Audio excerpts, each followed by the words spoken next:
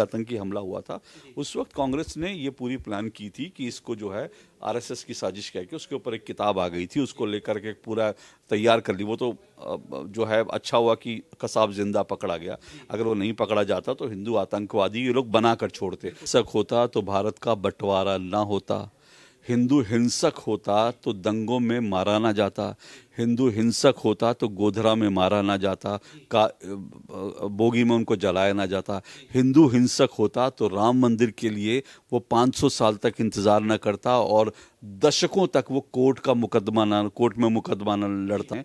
उनसे इतना खतरा नहीं है जो माओवादी आतंक उग्रवादी, उनसे खतरा नहीं है। भारत को खतरा हिंदू आतंकवाद से, ये उन्होंने अमेरिकी राजदूत से कहा था। और इसका खंडन आज तक राहुल गांधी ने नहीं किया है। कुछ लोग कांग्रेस के प्रवक्ता कहते हैं नहीं नहीं ये तो विकीलीक्स में होता है, लेकिन इसका खंडन आज तक राहुल गांधी ने नहीं किया है। एक बात। दूसरी बात, आचार्य प्रमोद कृष्णम ने अभी ये बात कही कि अगर राहुल गांधी उन्होंने कहा, जब मैं कांग्रेस में था तो मैंने सुना था कि राहुल गांधी और इन लोगों ने प्लान किया कि अगर सत्ता में आएंगे तो एक सुपर कमीशन बना के राम मंदिर को हटाने की बात करेंगे। इसको लेकर विवाद भी हुआ। इसको लेकर एक पत्रकार ने बोला तो कांग्रेस ने उसके घर पे पुलिस भेज दी।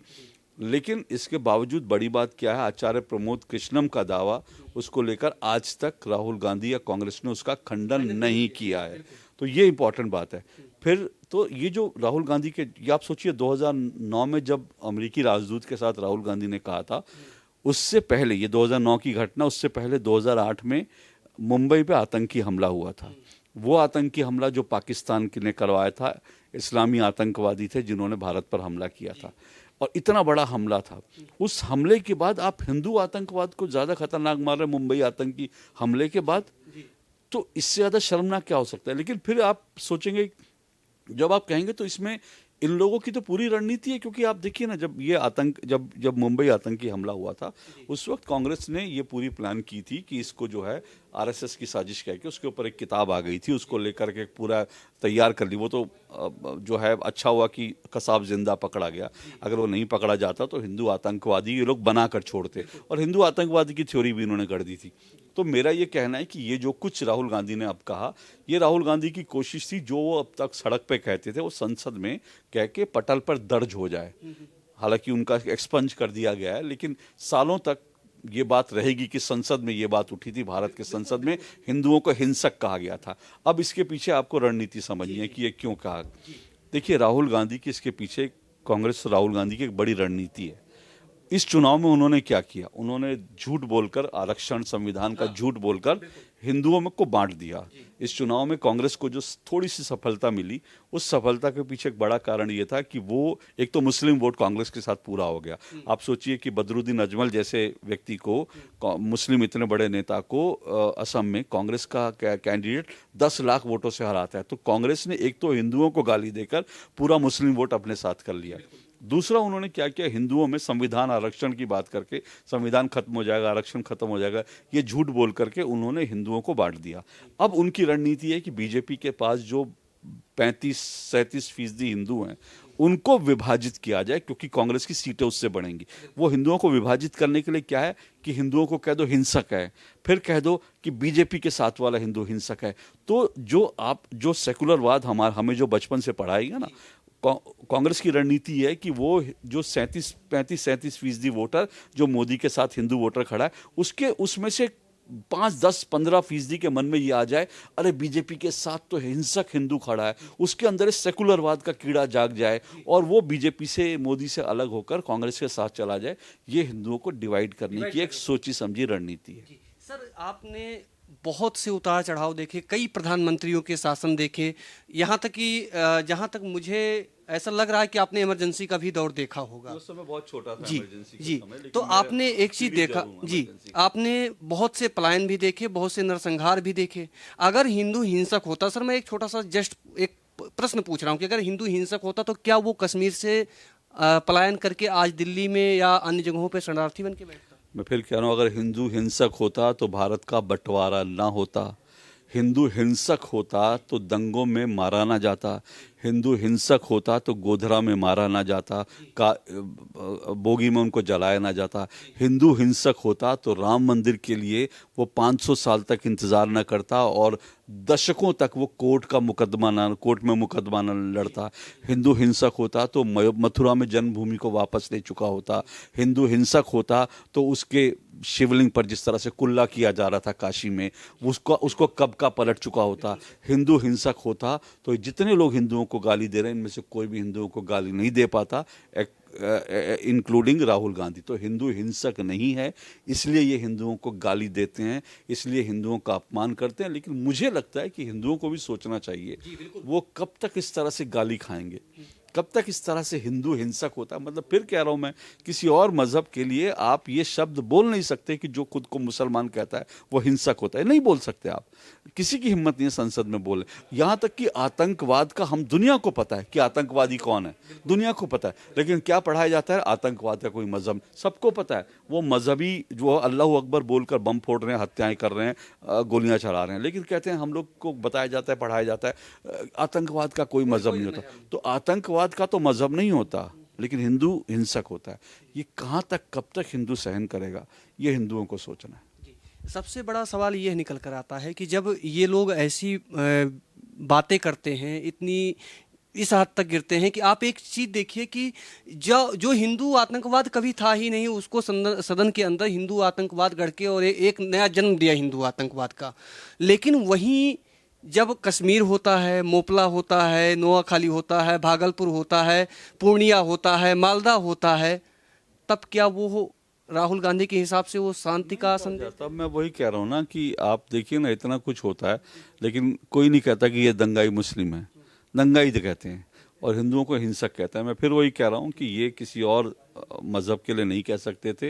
हिंदू हमेशा पीड़ित रहा है, हिंदू हमेशा शोषित रहा है, और जब मैं शोषित हिंदू कह रहा हूं तो मैं उसमें हिंदुओं को सबको, कुछ लोग आजकल ये भी थ्योरी देते हैं, आजकल ये भी साजिश की जा रही है कि हिंदू ब्राह्मण जो होता है, मैं मानता हूं कि हिंदू हिंदू होता है, वो दलित भी होता है, ब्राह्मण भी होता है, ओबीसी भी होता है, वो कायस्थ भी होता है। तो हिंदू हिंदू होता है, हिंदू एक बहुत बड़ी वो चीज़ है। और देश की संसद ने तो, देश के सुप्रीम कोर्ट ने तो कहा था कि हिंदू एक जीवन शैली, जीवन पद्धति है। तो आप जो है सुप्रीम कोर्ट का भी एक तरह से अपमान कर रहे हो।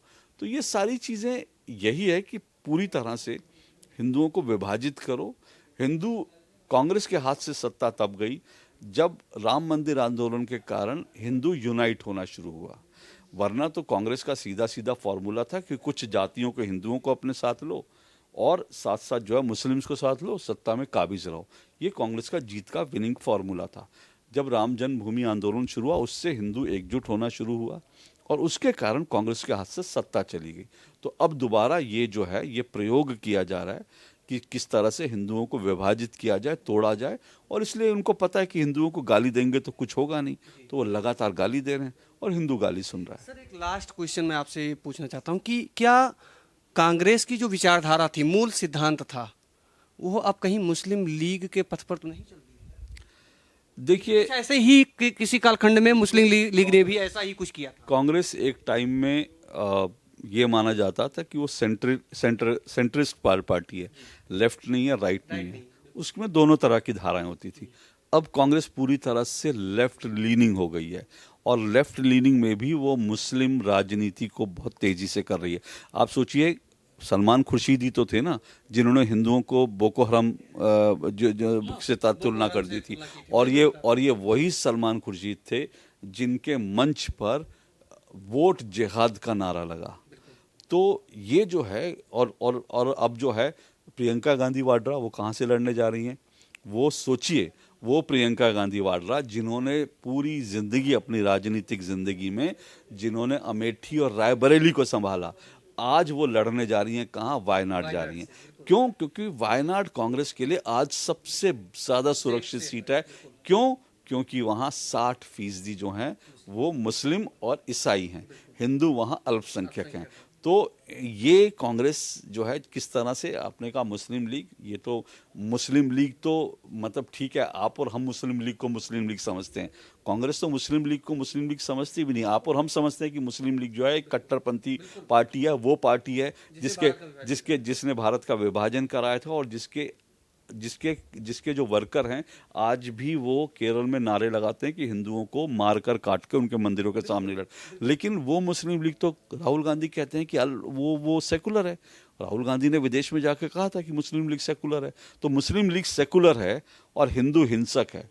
ये राहुल गांधी की जो राजनीति है, ये मुस्लिम लीग वाली राजनीति है या कौन सी राजनीति है, इसका फैसला मुझे लगता है कहीं ना कहीं एक छोटा सा मैं आपको ध्यान आकर्षित करना चाहता हूं कि जिस तरह से महात्मा गांधी जी के भी शब्द थे, जब हिंदू मतलब काटे जा रहे थे तो वो कहते थे कि बलिदान देना चाहिए। और जब गणेश शंकर विद्यार्थी जी का हत्या हुई और उसके बाद में महात्मा गांधी जी का जो स्टेटमेंट था कि गणेश शंकर विद्यार्थी की जैसे सभी को बलिदान दे देना चाहिए था, तो कहीं हिंदुओं को इस तरह से ये जो राहुल गांधी जो बयान दे रहे हैं, कहीं उसी के परिप्रेक्ष्य में तो नहीं है कि हिंदू कटते भी रहें और सब कुछ सहते भी रहें और उसके बाद वो तो हिंदुओं की आदत है, हिंदू कटते भी रहे, सहते भी रहे। और इसलिए हमको जो है, हमारी पूरी कौम को जो है नपुंसक बनाने के लिए हमको बचपन से गाना सिखाया गया, दे दी हमें आज़ादी बिना खड़क बिना डाल, साबरमती के संत तूने कर दिया कमाल। अरे 40,000 से ज़्यादा जो हैं वो सिर्फ आज़ाद हिंद फौज, नेताजी सुभाष चंद्र बोस की जो सेना थी, 40,000 से ज़्यादा आज़ाद हिंद फौज के लोगों ने बलिदान दिया था। और इसके अलावा आप गिनेंगे तो फिर कितने आदिवासियों ने, कितने दलितों ने, कितने कितने जो है ब्राह्मणों ने, कितने हिंदुओं ने, कितने मुस्लिम भी थे, कितने लोगों ने उसमें बलिदान दिया। आपने लाखों लोगों के बलिदान को एक गाने से जो है उस पर मिट्टी डाल दी कि दे दी हमें आज़ादी बिना खड़क बिना ढाल। ये हिंदुओं को नपुंसक बनाने की एक तरह की पूरी साजिश है।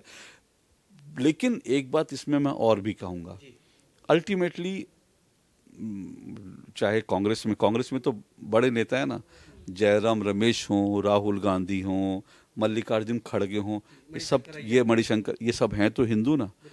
पर ये मत भूलिए कि भारत इतने वर्षों तक गुलाम इसलिए रहा, अंग्रेज हों या मुगल हों, उन्होंने भारत पर आकर हमला करके भारत को इसलिए जीत लिया क्योंकि भारत के अंदर जो हैं जो किले थे, किले खोलने वाले अंदर से खोलने वाले बैठे थे।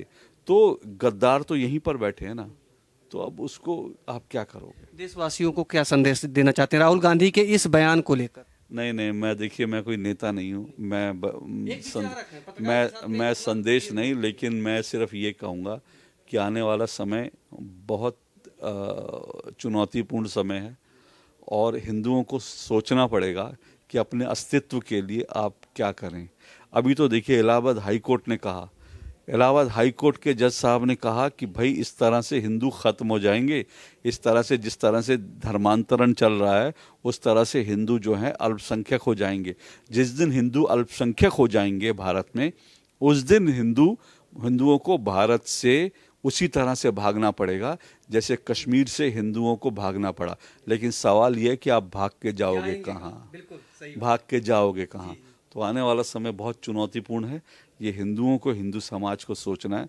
मैं तो एक पत्रकार के रूप में सिर्फ यही कह सकता हूँ कि आंख खुले लोगों की, लोग सतर्क हों, सावधान हों। बाकी काम जो है वो मुझे लगता है जो राजनीति में है और साथ साथ जो धर्म के काम कर रहे हैं।